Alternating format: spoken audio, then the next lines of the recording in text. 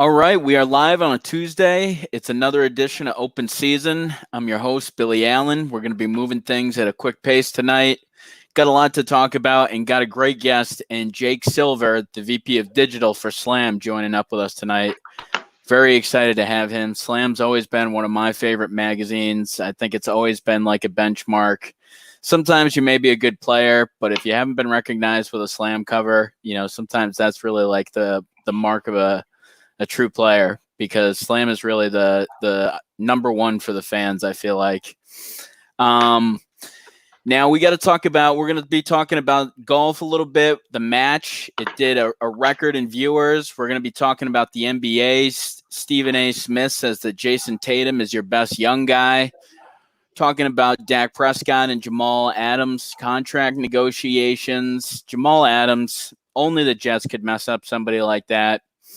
And the Dolphins are opening up a drive-in theater. So are these going to become the rage, drive-in theaters, with our new normal? But we're going to kick it out by talking about the match. And I think, the match had it set a record for the most amount of viewers ever. It was higher than when Tiger came back in 2010, his first time coming back from his Thanksgiving Day incident. And 5.8 million was the highest before. So it really just crushed a lot of expectations on the cable ratings. It did 20 million in terms of what they raised. As far as I'm concerned, big success. What do you guys say? Huge success. I don't think that you can really understate how much of a success it is if you had 6 million viewers, which is a record, watching it. Not only that, but it was the most captivating golf I've seen probably in my life on a hole-to-hole basis. When you watch that and the intensity these guys were playing with, and it makes it even better that we've got Tiger and Phil out there with Peyton and Tom. And Tom Brady, he looked like, a golfer I would be out there playing with. He's better than me, but just seeing him out there shanking shots, him and Peyton in the sand traps all over the place. Peyton was better than Tom, but the point is, it was like so relatable watching it. And then this is the first time you've been able to relate to like golf. Like you've actually been able to be like, that's a shot that I would have hit. Yeah. Right. Tom hit one amazing shot all day, which was the eagle, which has been playing obviously nonstop because it was insane. But yeah, it gave you a chance to relate to guys you otherwise wouldn't be able to relate to. You got to see Tom and Peyton hit better shots than Tiger at some points in the match, which was crazy to me.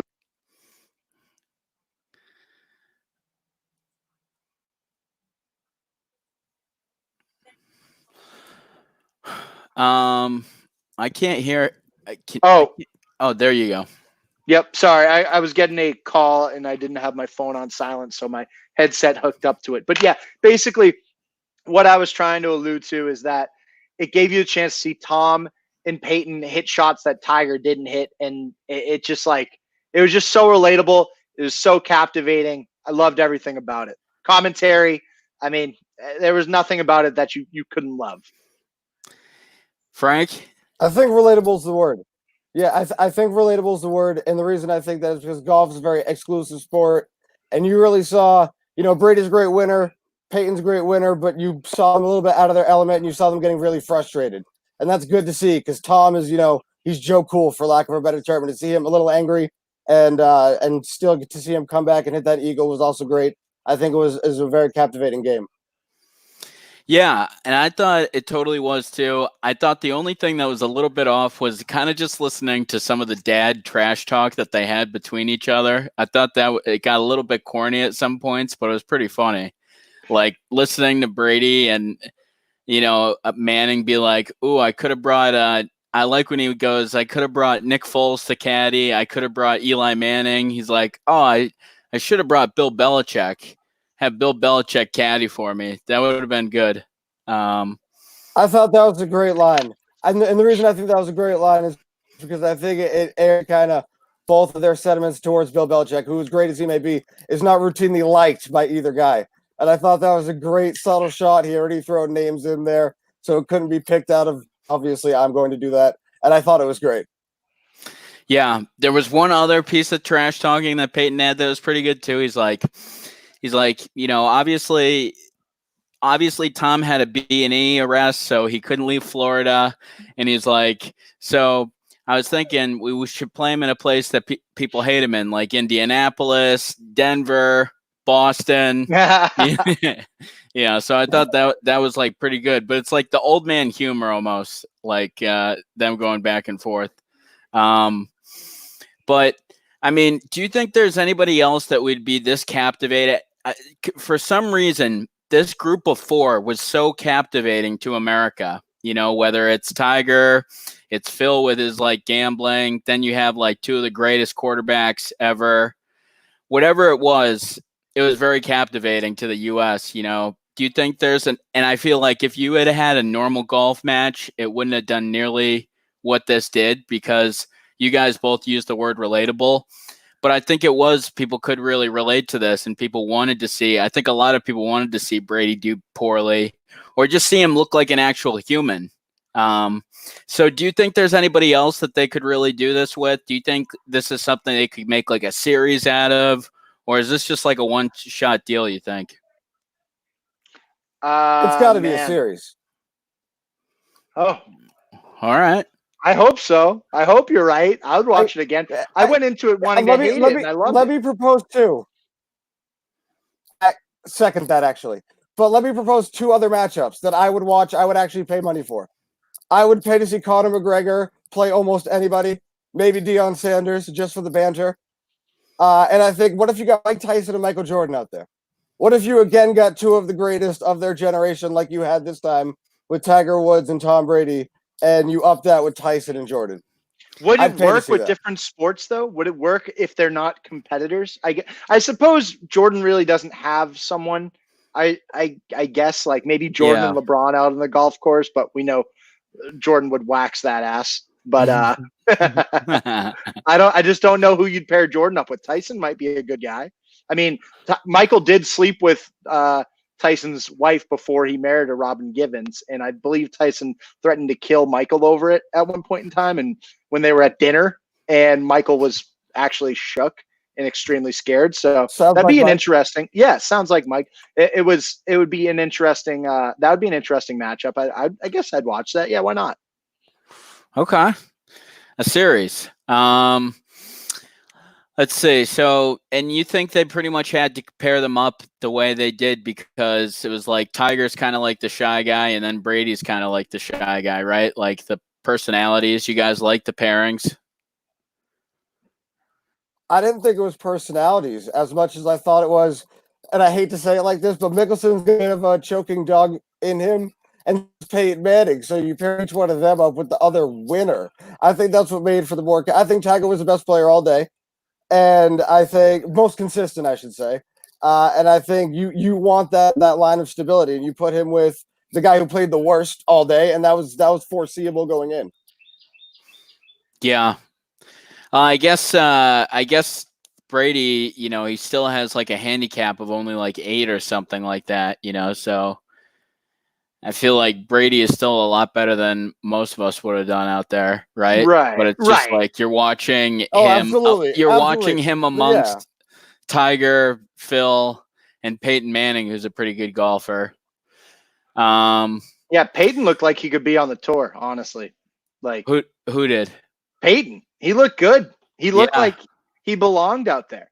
I mean, I think Tom's got some talent, but Peyton definitely has had a lot more time in recent years to work on his golf game. Yeah. Well, if we flip the page a little bit, Stephen A. Smith says that Jason Tatum is the best young guy out there, best guy under like 22 or whatever, over Luka, and over anyone else. What do you guys think about Jason Tatum as the best young stud in the game? Best guy probably under 25. Frank, I'll let you start this one off.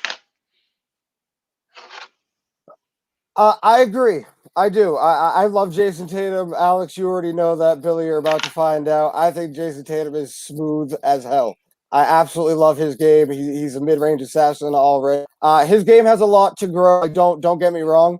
I think Luka's got the higher floor right now. I think it's certainly an argument, but I think with time, Jason Tatum will remove the argument. I think he's got the most talent. I think he's got the highest ceiling. And again, if we're going under 25, I think Giannis might qualify. So maybe Jason Tatum second on that list. But I love Jason Tatum. I think he's an absolute baller. His game is most reminiscent to Kobe's, him and Kyrie. But I think Tatum's a winner, and we know Kyrie is not. His teams play better without him. Jason Tatum, when he is your guy, you've been known to upset some teams in the NBA, and that's when he was 19 and 20. I mean, that's outstanding for a young basketball player. Yeah, and as much as I want to disagree with you, because I love disagreeing with you, I actually think that it's a very much closer race than ESPN or any other station would want us to believe. Stats are not king at the end of the day. What Luka's doing is historical. There's no ifs, ands, or buts about it. Tatum is the better defensive prospect, where Luka's more of a do-it-all stat-wise player, obviously handles the rock, dishes it out, runs the offense, initiates the offense. But what we're seeing from Tatum is really a guy in that like true wing mold where it's kind of whatever it takes to win he's doing. Whereas Luka's kind of like been handed the keys to this team and can do whatever he wants. And I think that the stats that he's posting, obviously Dallas is winning. They're going to be a playoff team. But I do think that it's a very close race. If Luka learned to play defense, I mean, he's not bad defensively, but if he could actually be a plus defensive player, I think it's going to be hard to make the argument that Tatum's going to be better than him for the duration of their career and go down as a better player. But then championships are going to obviously come into the mix. And I'm sure I would be shocked if these two didn't match up at some point in the finals in their careers if they both stay with their respective teams. So one guy I feel like that didn't get talked about enough is Devin Booker. Where would you guys put him like amongst that list? Do you think he still has a decent amount where he can grow and, I mean, maybe be a 30-point scorer in this league? Well, D-Book is an extremely talented offensive player. He's absolutely on his way to being a 30-point scorer. The Suns are one of the worst organizations in the NBA, and they definitely need some help in terms of like running the team and building out what they're doing with Devin Booker. Now, relating back to last week's conversation, who would you rather build around, a Devin Booker or a Kobe Bryant or a LeBron James? I think that Devin is obviously more in the mold of a Kobe Bryant. I mean, watching him drop 70 on the Celtics, there's only a handful of players in the world that can do that. That is my lasting impression. He lost. He did lose. He lost. And I'll tell you who's getting slept on. I have Devin Booker fourth, if you want to draw it out. I think Donovan Mitchell's getting slept on. Wow. I think Donovan Mitchell, he's got a little bit too much D-Wade in him in that he's not modern. He needs to extend his shooting range. But I think he's a winner. I think he's more of do whatever it takes. I think he's a better defensive player than Booker or Luka Doncic. I liked him in the draft, and I think his rookie year was more indicative of what he's going to be moving forward than his last year. Wow, Devin. But I mean, I gotta say, I'm surprised to hear you say that, Frank. What is it about Mitchell that I guess you love so much? I mean, you gotta help me out a little bit. No, for sure. I think he's a great defensive player, and I think he's a baller. And CJ McCollum's another underrated guy. He's not in this conversation. Don't get me wrong, but they're both. You know, if we're rolling the balls out at Rucker Park, they're going to get baskets no matter who's on their team, and they're going to help you win. And if they're on a team with better scores, they're going to get somebody bigger than them. I think there's a little bit of dog in Donovan Mitchell that's probably not in any of the other three guys. When you talk about Doncic, you're talking about Tatum, and you're talking about Devin Booker. Donovan Mitchell has way more dog in him than any players. I think he has as great a desire to win, if not greater, than any of those three players. I think in his playoff games, he's proven to be reliable. He's proven that he's already gone toe-to-toe for an entire quarter. He's done it in a legitimate NBA playoff game already. And again, much like Tatum, he didn't go quite as far, but he hit big shots in playoff games at the age of 20, 21. I mean, you just don't see that every day, and I think his ceiling is so high. Donovan Mitchell has peaked. I feel like he is at his peak almost. He has peaked. Donovan Mitchell will not grow beyond the player he is today. He will remain this player. He will remain a B+ player in the NBA and never reach A minus, He will A be the plus. best player on it. No. I'll make a bet with you. He'll be the best player on a Final Four team in the next 4 years. Wow. $50. I will throw $50 on that right now. Mark it down, put it in the archives. Done. Donovan best Mitchell player on a deal. Final will not Four Done deal. be team. the best on a final. Did you say a Final Four team or finals team? Yep, conference finals. Conference finals. He Conference said Final Four. Final finals. four. Oh, Conference finals. Final Four. I'm taking my name out of there. Melo made the conference finals as the best player. Donovan Mitchell could do that, but he's never getting over the hump. Carmelo Anthony was the most talented player on that team. The one who translated most of winnings was shots. Carmelo losing basketball player, something Donovan Mitchell is not. No, Do you guys think that Melo, if we're talking about Melo for a second, do you think he had enough talent on that Denver team to be considered like I feel like some people let him off the hook by saying he didn't have enough talent on that Denver team. I think he still had enough where they could have won some. They still had AI with a couple of years left. They had Chauncey Billups. They had Vashawn Leonard. I mean, they had like a whole host of guys. Did they have Kenyon Martin? They had Marcus Camby, Kenyon Martin, Nene. and I feel like Eduardo people Namara, always let that off they the have some hook. players. Whereas I think that they could have won something. Well, who took him out? Kobe Bryant and the Lakers. So it's Yeah. like it's like if Melo was really going to be a transcendent player, that was his chance to do it. But the Mamba was not letting that fly. He wasn't about to get taken out by Carmelo Anthony. It's amazing because Melo was such a winner in college, you know, like he single-handedly put that team on his back and carried him to a championship. I mean, Hakeem Warwick was great too, but, you know, he's such a winner at the college level and just could never get it done at the NBA level. Whereas you feel like usually the guys that are like winners, you know, like they find a way to win. Like, I mean, he was just so good. He dragged a college team to a championship, and then you just saw him like not even sniff a championship at the next level. He's the classic case of a guy with all the talent in the world and very little work ethic. I think that I remember seeing a Team USA video the year that like it was Kobe and Braun and all of them, I believe. I forgot what year it was, but I saw a video of them training and LeBron's like leading the workout and everyone's working out hard, like doing these ab exercises. Then you see Melo like limp like a fish on the ground, like not engaging his core, doing nothing, not caring. Oh, Jake's asking how he calls in. Let me resend that link to him real quick. Sorry, guys. Yeah, no worries. All right. So I don't know what he was saying anyway. Oh, you were saying he was saying that Melo was you know, not a guy that's going to try hard enough to win ultimately. Which Melo, I don't know. That New York team had some talent before Raymond Felton got fat. They thought that they were in a good position. I remember they got Tyson Chandler and they were all happy. Yeah. They had a great, for the record, when Tyson Chandler was there, they made it, second round of the playoffs? They were a good team. Amari Stoudemire couldn't stay healthy. They couldn't quite put it together. But again, he is a losing player. He's like a T-Mac. He's like a Harden. These guys are in their sweatshirts all summer, but they're not worried about help defense or footwork or things that help you win. They're only concerned with how do I score? And don't get me wrong, they're phenomenal players. Individually talented in their own right. They're all great. They're top 50 players, but they're losing basketball players. So do you put that on T-Mac's legacy? You think of him as a loser? I mean, I definitely do too. Yeah. Yes. Yeah, I don't even think that's a question. That hurts me. He was so good too in his prime.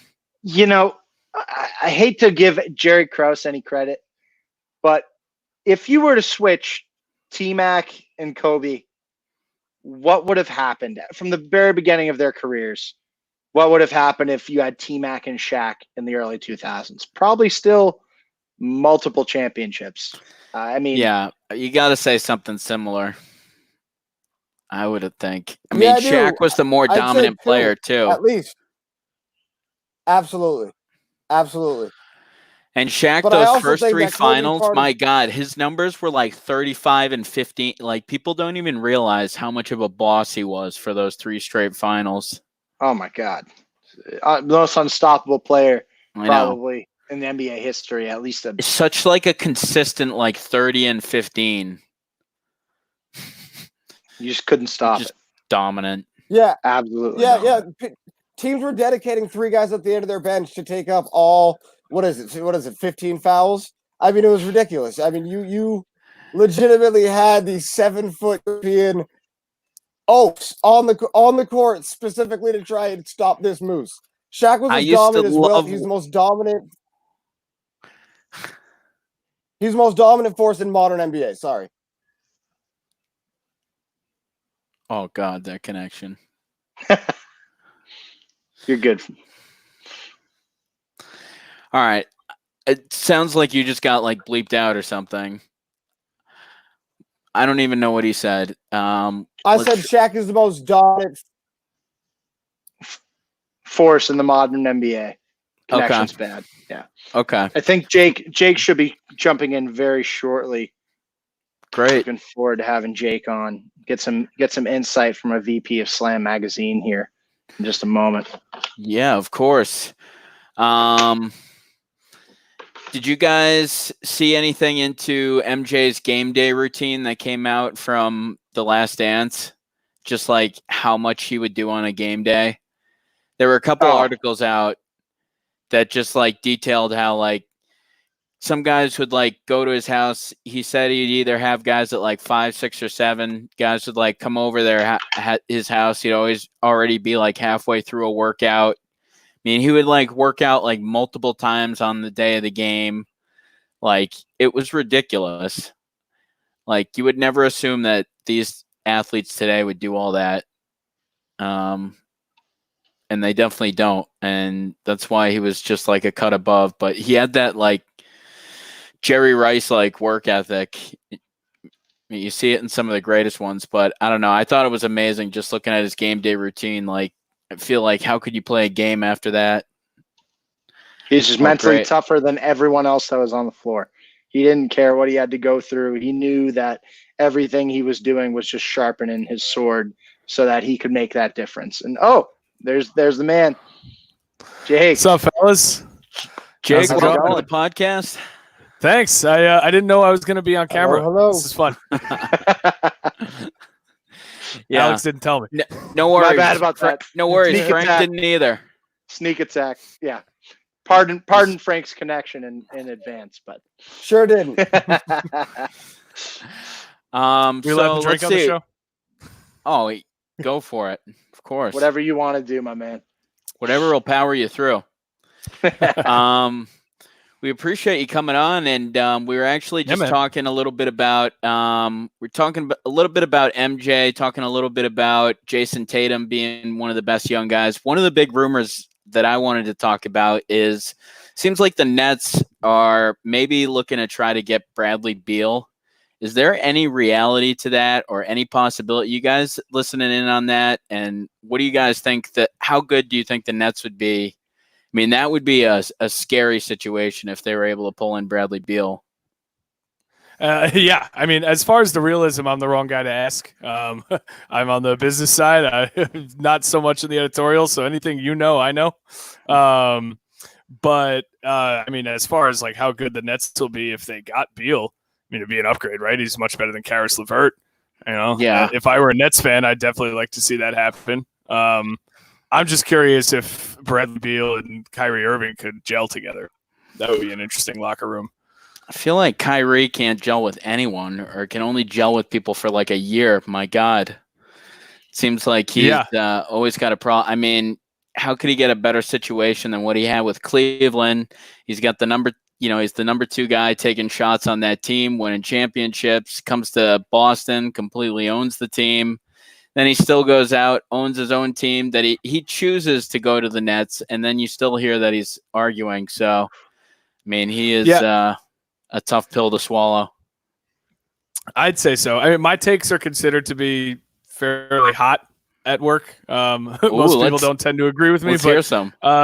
Yeah, I mean, I don't know. Kyrie just seems like the kind of guy, like, you know, if you were a hiring manager at a corporation, you got a resume came across your desk, a guy who's had 12 jobs in 10 years. Like, that to me is a Kyrie. Like, you know, he might be great at what he does, but like the guy doesn't seem to like anybody he works with ever. He always has to leave. You know, I mean, I could be super wrong. I'm sure I am. I don't know him personally, but you know, yeah, I mean, it's tough to watch a guy who's so talented just like constantly be coming and going from different teams with drama surrounding him. Yeah. The And crazy weird part drama, you know, it's not like Malice at the Palace drama or like Sprewell, you know, like choking out coaches or you know, like saying 50 million is enough to feed his family. It's just like high school drama. It's always like texting wars in the locker room and stuff with Kyrie Irving, like passive aggressive comments in press conferences. Like, I don't know. I don't really fuck with it. I mean, look at what he did to the Nets coach. He went there, figured he didn't like the guy, said, all right, you're out. We're getting someone else. It'll be interesting to see who they bring in this offseason. I think the rumors being floated right now are Thibodeau or D'Antoni, but I don't think D'Antoni's going anywhere. I really can't think of another big name coach besides Thibodeau that they would bring in to be the new head coach of the Nets. Can you guys? Not really. I think they're gonna wait. So they got rid of Kenny Atkinson, right? And who do they pull in? They just promoted the guy that was underneath Kenny Atkinson. I don't even know his name, but basically they got rid of him. A highly respected coach within the locker room, someone who had an overachieving Brooklyn Nets team the year before, and this guy really did wonders with the team. He'll find another job in the NBA, no problem. Yeah, he's gonna get another job. Yeah, but the thing was, Kyrie got there, and I'm sure Durant had a hand in this too. They just didn't respect him whatsoever. Next thing you know, it was basically a mutual parting of ways where it was like anything he said was falling on deaf ears. And now it's like, okay, the Nets need a new coach, KD and Kyrie. They want a really high profile coach. So I can't think of one they could pull in besides Thibodeau unless they steal D'Antoni from the Rockets. I just don't see where they're going. Isn't that such a crazy transformation they've made over the past year? It's like they go from this young, aspiring playoff team. They have like Jared Allen, who's like 21, 22-year-old center.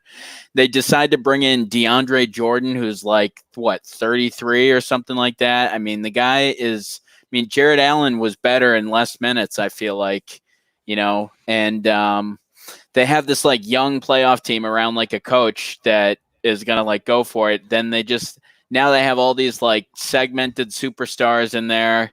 They don't have the good coach. It's just like a year ago, you looked at that as like a young up and coming team that could really like do some decent damage. Now they're like this veteran team, Kyrie, Durant, and not really a whole lot else. I think that's an interesting point. It's like, you know, a team that, you know, you make a homegrown talents and, you know, you make a couple like medium-sized free agent signings here and there. Kind of like, I don't know, maybe the Celtics of the last few years. I'm sure you guys all like to hear that. But like, you know, just a team that kind of builds it slowly and like the right way versus like a team that, you know, tries that and then it doesn't work. Like you make two shallow playoff runs and then you go sign Kevin Durant and Kyrie Irving. And it feels like the Nets just kind of skip the step where they try with their young homegrown talent to like actually make a run. And they're like, okay, let's just do this. You know, and I get it. Opportunity, right? Like, you know, this happened to be the year that they were both free agents, but like, I don't know, felt like a crazy, my whole thing was D'Lo. Like, I just don't know why you get rid of D'Angelo Russell for Kyrie Irving. I don't think there's enough of a difference between them. Especially the way he was playing there too. I mean, he was playing at an all-star level. They have the young coach. Yeah, it just doesn't make a lot. You're right. Like they just pull in kind of these clunky pieces. Obviously, you're not going to say no. I mean, these superstars own teams nowadays, so you're not going to say no to a Kyrie Irving. You're not going to say no to a Kevin Durant. And I mean, I would say no to a Kyrie Irving after the experience, but but hindsight is 2020, and we would all take that a million times. I mean, you would. I mean, last summer, I was really hoping that the Knicks were going to get D'Lo once he was gone from the Nets. I was like, great, like we'll take him. You know, he led that team to the playoffs basically by himself last season, and you cast him away for, you know, arguably a lateral move. You know, he's obviously Kyrie's a better talent, but like it's proven that he's got. I didn't get why the Timberwolves were so, ready to pair him and Karl Anthony Towns up. I don't get why that's such like a devastating pair. Oh, well, that one I actually can provide some insight on. Apparently, they're like best friends. Okay. We've done a couple of cover shoots with them at Slam, actually. According to the guys who actually get to meet them and work with them, they are like BFFs, like homies. And they've always wanted to play together. Kind of like that LeBron, D-Wade, Carmelo crew that never fully came together.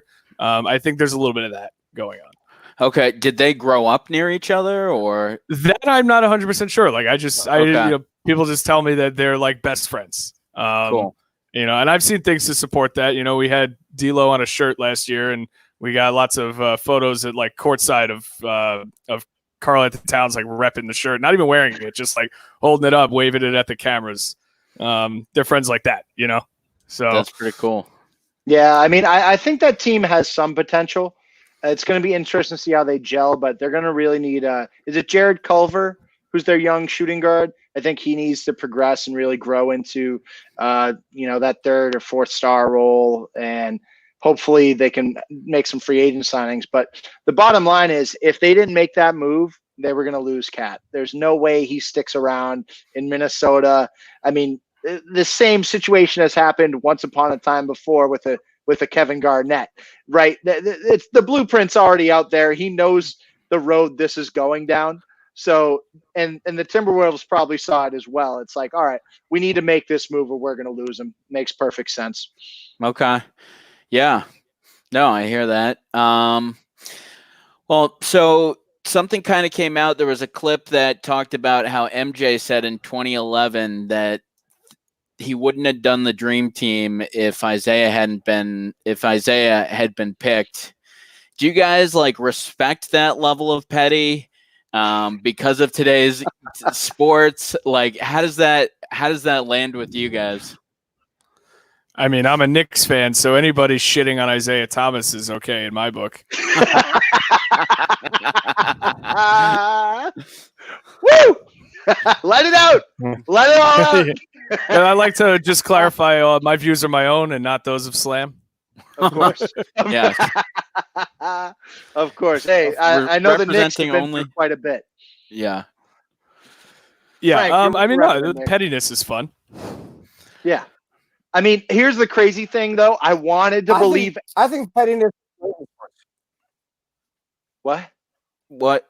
No, go ahead. Go for it. Talk. Let's see if we can hear you. Okay. Yeah. So pettiness is great in sports. I think that it's usually one of the things that all the greats seem to have in common is outstanding levels of pettiness. And I don't think it was just Michael that didn't want him on the dream team. I think it was Magic Johnson. I think it was Scottie Pippen. I think it was more than just Michael that didn't want Isaiah on that team. My point is, I wanted to believe everything in the Last Dance documentary. Wanted to believe all of it. I wanted to sit there and listen to Jordan and have him just tell me all the sweet lullabies so that I could go to sleep at night, continuing to believe he's the GOAT and that he would never tell a lie, and believe that this is all true. And that one clip just came in and immediately made me realize, all right, this is a Jordan propaganda documentary. It's going to be pro Jordan every step of the way. Like, obviously Mike didn't want Isaiah on the dream team as much as he said in The Last Dance. He didn't want him there. Clearly Mike 100%, as heard in the video, would never have done that if Isaiah was playing. Yeah. I thought it was amazing how just like even today they're still talking about how like he didn't want him on the team, and it's like these guys just haven't dropped anything. I mean, I would guess that's what makes Jordan the best, but it's just amazing how the level that they went to keep Isaiah out, I would say, it was pretty far. Like they want to keep him out like forever. I mean, when you really hate somebody, like you don't want to go spend, 3 weeks in Japan with him or whatever. Like, well, I don't know where were those Olympics? I don't even remember. Yeah, wherever they were, I forgot. That's pretty cool, having the power to keep somebody off a team. You know, sometimes you have the power to like make somebody join a team or whatever. Like the Greek Freak is probably the reason why Middleton makes the All-Star game, right? Like because Yes. I mean that's the only reason why you know the Bucks. So there's sometimes, but having the ability to make a guy not make a team is pretty sweet. I mean, look at Jason or look at Steve Nash and Jason Richardson, right? I mean, Yep. yeah, we all remember that situation. Jay Rich impregnated Nash's wife, and he got traded. Kind of the same thing. We look at Tyler Sagan and Nathan Horton. Tyler hooks up with Horton's wife. Tyler gets traded. It's just kind of like one of those things where if you hate someone, you probably don't want, and you don't have to sleep with someone's wife to really truly hate someone. It's just kind of like the easiest scenario I can showcase. But I think it's one of those things where if you're going in the trenches with someone, you want to actually like care about them and want their best, as well as obviously not want them to go down a terrible road and like get into a car accident and die. So yeah, I mean, I would argue that shitty sportsmanship is like probably on the same level as sleeping with his wife for MJ. Right. Probably so. Probably so. Yeah, he's that damn competitive. Torda, I know you were talking about it the other day, like the NBA's comeback plan and stuff like that, the supposed 16-team playoff bracket, and then maybe a tourney for the NBA final 2 seeds. What do you think so far of like what you've heard? So I've been reading up on this nonstop. I think it's fascinating. I don't see a reason to deviate from if they're going to do it, just do the regular playoffs format, East and West. But what I'm hearing and what I'm seeing, and I don't have any inside sources or anything like that, is that basically there might be a 16-team playoff where it's just seeded 1 through 16. And the reason I think the NBA would do this is because if you look at the records and the way the matchups would lay, you potentially could get an LA Clippers, LA Lakers finals. The Clippers would be the 4th seed. The Lakers would be the 2nd seed. They wouldn't see each other until the finals, and that would be absolutely must watch and like classic. That would be such a good finals. The battle for LA. New regime versus old regime, whatever you'd want to call it. The marketability for the league is off the Richter scale. I would love to see it. If it came down to it, obviously I love my Celtics. They'd be paired up with, if they make it out of the first round, they'd be paired up with the Clippers in the second round. Very tough matchup. Probably would be the end of the Celtics in the playoffs. And I think the Clippers are the team that's going to win it all this year. So at first I want to hate it as a Celtics fan. I really do, because our path to the finals is much easier if we're coming out of the East. As an NBA fan, I see the appeal. Clippers, Lakers would be unbelievable. Jake, what do you think so far of the proposed tournament? I mean, I like it. I've always wanted to see some kind of tournament, like even a mid-season tournament to just prevent tanking. You know, like I've always been into the idea of play-ins and things like that. And you know, honestly, anything that gives us sports at this point, especially basketball, is aces to me. You know, like they could have every team do it NFL style, a 1-game freaking playoff. Every team matches up like 1-on-1. That's it. Like, just narrow it down from all 30 teams. One game win and you're out, or 1 game win and you're in. Excuse me. Anything would work. So the playoff format that they have now that would give us, you know, a potential Lakers Clippers title series and you know, East versus West matchups in the regular rounds. Yeah, I'm into it. The only thing I don't like is, you know, like, and I'm sure we'll get to this, is the format that basically, you know, takes teams that are on the bubble, like the Blazers, and screws them. Right. And then you've got guys like Lillard saying that he's not going to play if no chance for the playoffs. So, like, how do you kind of – yeah, I know. I don't blame him. I don't like that either, where you screw those people that are on the bubble or whatever. It sucks, but it's like – you know, if the Trailblazers deserve to be in the playoffs, they would have a better record than the Memphis Grizzlies. Like, come on, let's be real here. Like you're letting Ja Morant and his youngins punk you out of a playoff spot, Dame. They were in the Western Conference Finals last year, right? They moved along. They beat. They at least beat the Thunder or whatever. Yeah, trying to think. Yeah, I believe. Yeah, they beat the Thunder. That shot over Paul George. That shot over Paul George. I can watch that like 100 times. Oh The degree of difficulty on that is a 99. My God. Yeah, just like everything. You couldn't do that in 2K 100 times if you tried. It wouldn't happen. It wouldn't happen. But yeah, so I mean, is that how you guys think they should structure it? Would you rather go East versus West, or would you rather go with what they're proposing with where you would have the Lakers? As a Celtics fan, you probably gotta favor the East versus West, right? Yes, but as an NBA fan, I think the allure of that West versus East matchups throughout the playoffs, this is the one chance they're probably ever going to have to do this and make that change on the fly. I mean, and just like it's all about marketing, right? It's all about dollars to the league. What's going to bring the most money back to the league that they lost Clippers, Lakers through not having? Yeah. And that's who people should feel bad for is the Milwaukee Bucks. Because they've got like the best record in the NBA. They're going to lose the Greek Freak, so they won't be good for like another 40 years. It's just a tough situation if you're a Milwaukee fan, I've got to imagine. Oh, yeah. Yeah, I'd be pretty pissed if I lived in Milwaukee, or not because I lived there, but I'd be pretty pissed if I was a Milwaukee fan.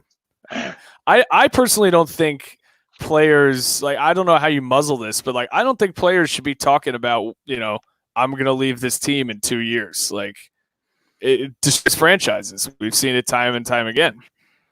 Like, yeah, with Anthony Davis just holding the Pelicans hostage. LeBron in 2010. Yep. It leads to one of two things, right? It either destroys the team that the player is leaving and like causes all kinds of problems while he's still there, or that'll happen, and then the NBA like seemingly, I don't know, every time it happens, those teams seem to get lucky. The Pelicans have their saga with Anthony Davis, and all of a sudden they get Zion and they get that nice trade haul. It's just like a lot of things. The Cavaliers got the first and fourth picks like the year after LeBron left them. I don't want to. Nobody wants to see that. Do you think there's any truth to the fact that the draft could be rigged? I mean, as a Knicks fan, I want to believe it. As a pragmatist, I don't think it's what's actually happening. But yeah, I'd like to believe. I thought they were going to rig it for us last year, and that didn't happen. So I feel like the NBA hates Dolan. He's bad for the NBA. He's bad for their image, and it sucks because he's not a racist, apparently, as far as we can tell. He's not going to Donald Sterling himself. No, right. He just hates everybody. Right. He's just an awful person. Isn't it crazy that you're more entitled to be? Well, yeah. So I would hope you can continue. Sorry. No, you go. Go on, Frank. Frank, go. No. All right. So the league is inherently better when the Knicks are good. And I would love to see them get the first pick. I hope they do rig it. I don't think they ever did. I hope they do. Because Zion is great when you just lost Anthony Davis. Kyrie is great when you just lost LeBron. I would love New York to be good again, just like I would like the Raiders to be good again. Certain teams are good for ability, and you need New York teams to be good. They're good villains. They're easy to hate. Who was the pick that you got? Oh, you got RJ Barrett this year. What do you think about RJ Barrett? Like, he had a pretty decent freshman campaign together for a rookie campaign. Do you like him, Frank? I do. I really do. I think he's a baller. I think he really needs to learn how to play defense. He probably needs to put on about 10 to 15 pounds. But I think he can throw on anybody. So when you get a ball like that, they're easy to build around. You get some defensive guys. You get some guys that can spread the floor. I don't think he's a 1. He might be a 2, but I do like him. What's a little upsetting, Frank, is that you literally just described or word for word repeated what people said about Porzingis 3 years ago. Real. But Porzingis is 7'3". He's got a unicorn aspect. His wingspan is like 8 feet. He got things RJ Barrett you just can't teach. No, yeah. Kristaps Porzingis is not living up to the hype, but he's 7'3". He's got talents beyond what RJ Barrett can really provide. I'm just thinking about it in terms of, like Porzingis needed to put on some weight. He needed to get a little better at D. And, maybe he's a good number 2 instead of a number 1. And it's like, oh, that's RJ also. So I'm just waiting for RJ to be amazing over the next 2 seasons and then leave.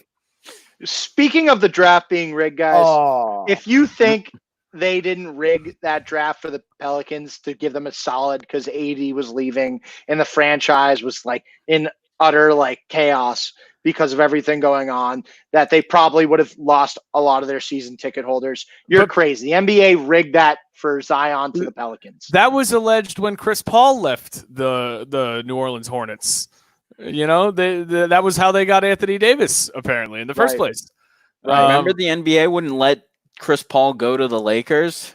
Well, that trade package was steaming hot garbage. You had Lamar Odom, but we don't have to talk about that. Like Luis Scola, like get out of here. Like nobody who the Lakers were sending in that trade are still in the league. Wasn't Bynum? Well, Bynum ended up being a huge bust. Everyone huge that was bust. Included in that trade Bynum played until he was like 23. Yeah, like which was crazy. I know. Talk about your all-time waste of talent. Like that guy was a problem in the playoffs. Really, he had like 2 really good years or something. I feel like 20 and 10. Yeah, you got 2 rings from that. More than could be said for poor Greg Oden. Poor Greg Oden. Poor guy. Coaching high school basketball now. Right? Is it high school or college? I forgot which, but that guy got a raw deal. Coach Oden. Oh, it's brutal. Yeah, that's tough for him. Are we ready to flip the page to a little bit of NFL talk? Probably. Let's do it. I heard Jake wanted to come in for the Dak Prescott talk. So I have some things to say. Let's hear him. Let's hear it. What do you think about Prescott? So I have a very close friend who's a Cowboys fan, and we are friends on Slack. So pretty much anytime Dak news comes about, I just spark what turns into like a 3-hour Slack fight every time because I can't, I'm personally offended. Like as just a regular working class American, I am personally offended by Dak Prescott's contract negotiation strategy. Yes. I get told by a diehard Cowboys fan, but I get told that this is a ridiculous platform to take, and that this is how the nature of the sports business works, and that quarterbacks are always going to get big contracts, and that's just how it is. And I get that. But to get offered the biggest quarterback contract ever and say, no, I want more money per year. Yeah. Yeah. Oh, it's unbelievable. You could start over. I'd rather start over with Andy Dalton. Absolutely. And then I'm ranting about it, and then they turn it around. Somebody says to me, well, Jake, you as a Giants fan, you should be praying the Cowboys do this deal. I'm like, of course. I hope they sign this mediocre game manager to a record contract for the next 10 years. But it's still also offensive to watch it happen and to watch this guy delusionally believe that he's worth that kind of money, even in today's NFL. Well, I'll tell you what, it's even worse watching the Jones boys consider paying him this type of money and actually meeting his demands. Nothing has made me more squeamish than that. Couldn't agree more. Would rather just roll the ball out there with Andy Dalton and see what happens at this point and save that cap space for other guys around the team, especially with the high value contracts they've given Zeke, Amari Cooper. It's like there's only so much cap space. If you pay Dak, you're not going to be able to keep the currently constructed team they have for much longer. They're going to have to break up the band in some regard. And if you could actually have Andy Dalton come in and perform, he would probably perform just as good as Dak did. I just honestly think he doesn't could do anything special. People love to crow about Dak had the best. What was it, like interception race? He had the best interception ratio or whatever in his rookie season, like of all time. It's like, oh yeah, great. He threw the fewest interceptions when he had the best offensive line running back combo since like the Giants in 2007. Like, give me a freaking break. Yeah. The words you use around Dak Prescott are always like, he's a winner. He has like, he like try like, it's never around like he throws an amazing ball. Like, it's not around anything physical that he does. Like, you talk about how he's a winner or he has intangibles or he's this, that, he extends plays, but you're not like, he's big, physical, strong, can throw a deep ball. Like, nothing he does is special. Nothing. Yeah, Dak Prescott is the king of 15 for 18 for 133 yards and 3 touchdowns. Like, it's like, oh man, look at this game he had. Than Ezekiel Elliott probably rushes for. Yeah. Legit. Frank, what are your thoughts on this? I was going to say, I hate to pile on and not add variety, but Dak Prescott is not worth $40 million. He is not worth $40 million. I'm sorry. Maybe he total. Is a great winner. He's a good player. I liked Mississippi State. His character arc is wonderful. He's not a $40 million quarterback under any circumstances. I'm sorry. And he would wreck their cap. They already overpaid Amari. They cannot afford to overpay Dak as well. Seriously. I do think he'll go somewhere else, and I do think he'll make that team better. But that team will still have overpaid for Dak Prescott. You think he'll go somewhere else? Do you think he'll end up signing the franchise tender? Because he still hasn't signed that I do, yet, and right? I hope he doesn't. He has not. They have 50 days to sign him to a long-term deal. Sorry, I love nothing. 50 days to sign him to a long-term deal. No, go ahead. I love nothing more. Sorry about the delay there, Frank. I love nothing more than to see someone in negotiations. Just look at Barstool and the Caller Daddy girls, right? Obviously, Amazing. One of them won out. Amazing. Right. Realize, like, hey, I'm never going to get a better deal than this. The other one's holding out, foolishly thinking that her value is so far beyond what it actually is. It's the same thing with these negotiations.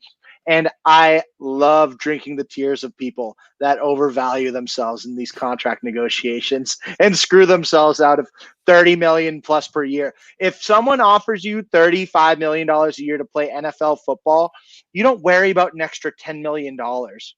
You say, okay, I'll make that up in endorsements because I play quarterback for the Dallas Cowboys, probably the most marketable franchise in the NFL, even though they haven't won anything in like 20 years. More than that. Yeah. It's like, it's insane. I mean, Dak doesn't realize what he's doing. His agent should be fired for leading him down the wrong path. I just can't believe where this is going. Seriously, if he does anything to get injured or anything, or has any type of season that's not top notch, I mean, he's going to kill himself in value. Oh, yep. I just can't believe they would sign Andy. Play Andy Dalton over him and just patch that together. Like, bring in other pieces. I mean, if you can get your quarterback at $3 million and you can, get rid of him, I feel like, I would so much rather piece together Andy Dalton and make that work than to pay 35 plus or 40 million for Dak Prescott. I'd love to see this be used as an opportunity to create a brand new kind of NFL contract, right? Because the NFL gets a lot of shit because, NBA, MLB, these guys are fully guaranteed. Doesn't matter what happens to them. After they put pen to paper, they're getting that money. It doesn't matter injuries or whatever. The NFL, that's why you get guys like Le'Veon Bell who are like, I'm not signing franchise tags because I need to make money, for sure, in case I hurt myself. That's why Kirk Cousins 3 years fully guaranteed, because he's just like, I want my money, and if I get hurt, I'm good. So Dak, ostensibly, maybe, there's an injury concern as part of that. So give him the $40 million a year. The guarantee that you give him on signing remains guaranteed no matter what happens to him physically. If any injuries prevent him, it's not going to hurt his guarantee. But if he falls below certain benchmarks statistically or in the wins column, you can cut him. No guarantees. Yeah. Okay. I That's think a that hot might be a take. little draconian, but like I don't know if you're gonna stand up there and say I'm demanding $40 million a year because I'm that good, then you should be fine to like have at least half the contract on the line based on your stats. And if I you're feel not, like then you players know would you're a never fraud. do that. No, of course not. And that goes back to the famous not Billy Madison, Mr. Deeds, when the quarterback comes in and he wants a contract raise and he just fires him on the spot. Yeah. Like, Use foul language in front of a woman? Yeah. Yeah. No, it's like it's one of those things where a player should be compensated to a certain amount depending on them keeping their stats and performance at a certain level. I don't think it's a bad idea for the teams. It could help maintain competitive balance in the league so that teams aren't locked into terrible contracts long term. It's not a bad idea. I think it's a fascinating idea. But in a sport like football, I really don't think it's feasible. I think, and I know you said it's physically protected, but there are dependent positions. Like there's the wide receiver position where you might be elite and Dan Orlovsky might be throwing you the ball. And I don't think that you should not get paid because your team has had blatant malpractice with the players around you. And that's why it's not really practical. And it's in that sport. Because in the NBA, I would love that to be the norm for contracts. They're more chained into a win in the NBA. There's 5 guys on the court at all times. In football, it's a little different, and there are too many dependent positions. Yeah, it's true. I know. It's a pipe dream. That's just how mad Dak Prescott makes me. Well, I'd love to hear that. So we got a couple minutes left, so we'll do open season. Gonna ask something completely random, not related to sports. Andre Drummond the other day left a $1,000 tip. What is the biggest tip you've ever left? I'll start here. Go first. I took me and Jake's good friend Peter Gold out to dinner one night, and it was on the company card, and it ended up being $1,000 dinner at Prime 112, and I tipped $200 of company money. So that was the biggest tip I ever left. It was 20%. I did nothing wrong. It's pretty baller. Oh shit. Well, if we're gonna go with a company, I was gonna go with a personal tip. Oh, go Frank. I'm a bartender. I'll make this short. Because I'm in the business, feel obligated. The most I've ever left is $300. That was on like $1,000 check. No need for it, but it's always fun. It always makes you feel a little better.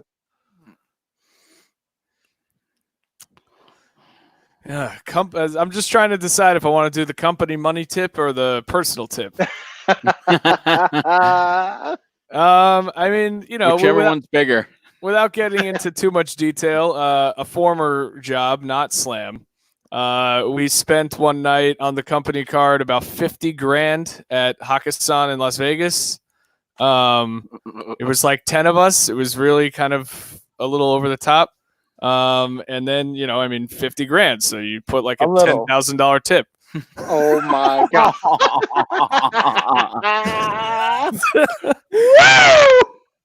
So it tipped more than Andre Drummond. Yeah. I had a co-signer. It wasn't wasn't my name on the company card, but I signed it. I wrote the tip in, and then I handed it to the guy who had to sign for it, and he did. Oh my God. Must have been a hell of a client. Sure, his blood pressure went up a little bit. Yeah. Certain people were banned from Vegas after that trip. Not me. Oh my God. What a tip. Oh man. Well, Jake Silver, VP of Digital Slam, appreciate you so much for joining the program tonight. Yeah, man. Thanks for having me on. And anything you want to plug or anything like that? Yeah. Slam's 30% off Memorial Day weekend sale in the store, ends at midnight. So get in there. Buy your merch while we still have it on sale. Sounds great. Or buy it full price tomorrow. It's fine with me. All right. We'll definitely do that. And other than that, we will catch you next week. We thank you so much, Jake Silver of Slam. And again, we'll see you next week for For Frank, for Alex, for myself, Billy Allen, I'm out. All right. Take Thanks, care. guys. Thanks, fellas. Thank you.